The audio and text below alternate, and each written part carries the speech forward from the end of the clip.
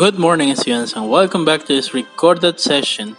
And also, welcome to this second semester, kids. Today, we are going to learn something about the tag questions. Yes, what are tag questions, kids? What are tag questions? Well, kids, let me tell you something.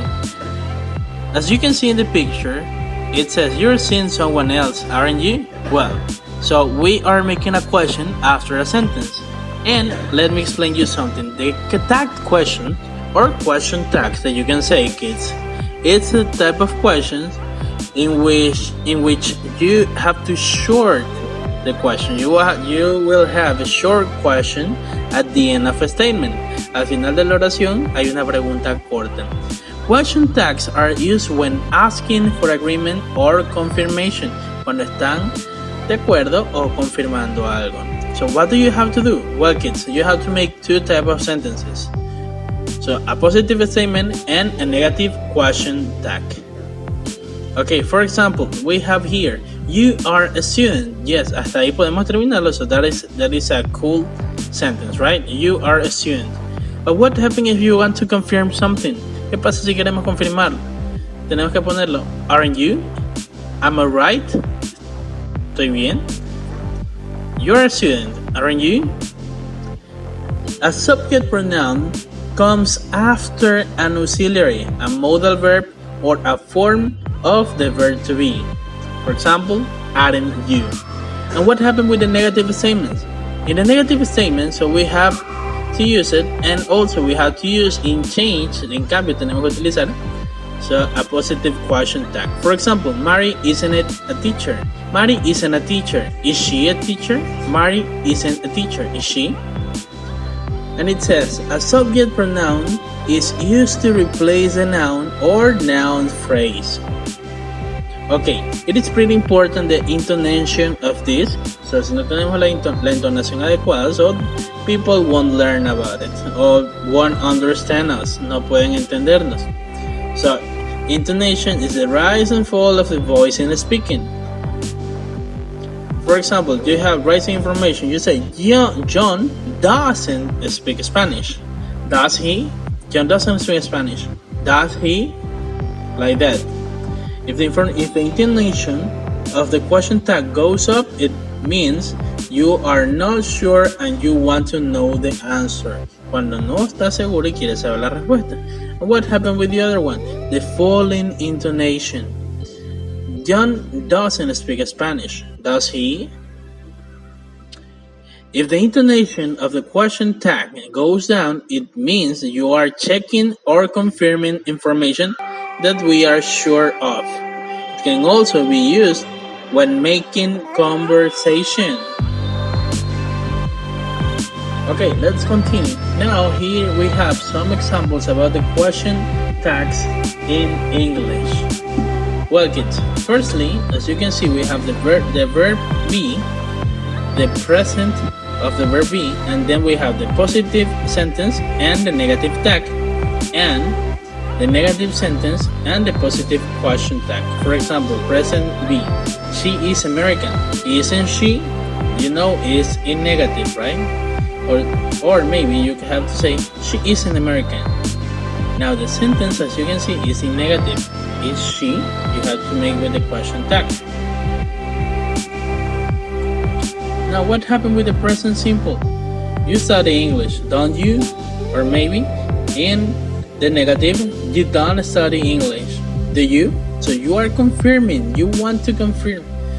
Okay, what happened with the past simple? You were at home, weren't you? Remember, so we are using verb to be in past. Estamos utilizando el verbo be in past. You were at home, weren't you? Or in the negative sentence, you weren't at home, were you? So as you can see, kids, if the sentence is in positive, the question tag is in negative. Meanwhile, if the sentence is in negative, the question tag is in positive. Now we have the past continuous here. And it says Tom was watching TV. Wasn't it? Wasn't he in this case? Sorry. And we have Tom wasn't watching TV. Was he? And also with the present perfect, he has written 5 letters. Hasn't he? And in the negative sentence, he hasn't written 5 letters. Has he? Okay, so now let's continue, my dears. Now, kids, as you can see, that questions are another way to ask, am I right? ¿Estoy bien? ¿Estoy en lo correcto?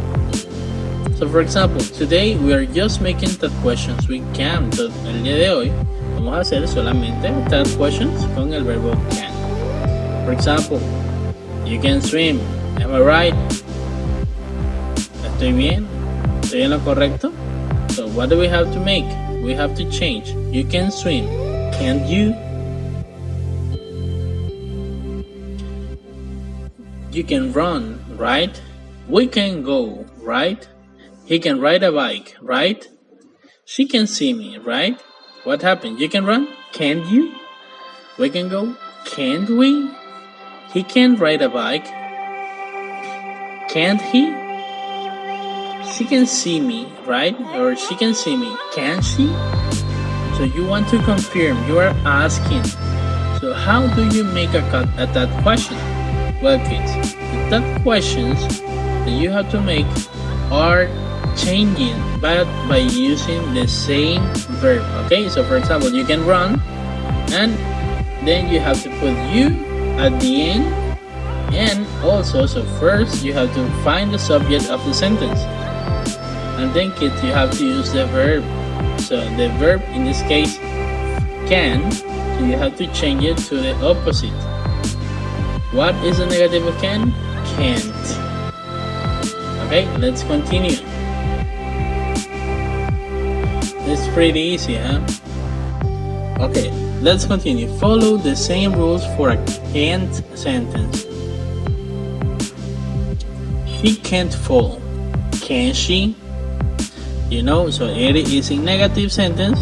The opposite of the negative is can, right? So the subject is she. And also, as you can see in negative, when we are making that questions, you have to add the positive instead of the negative. For example, she can't fall. And we have can she? Can she? Remember, it's in positive. Okay, let's continue.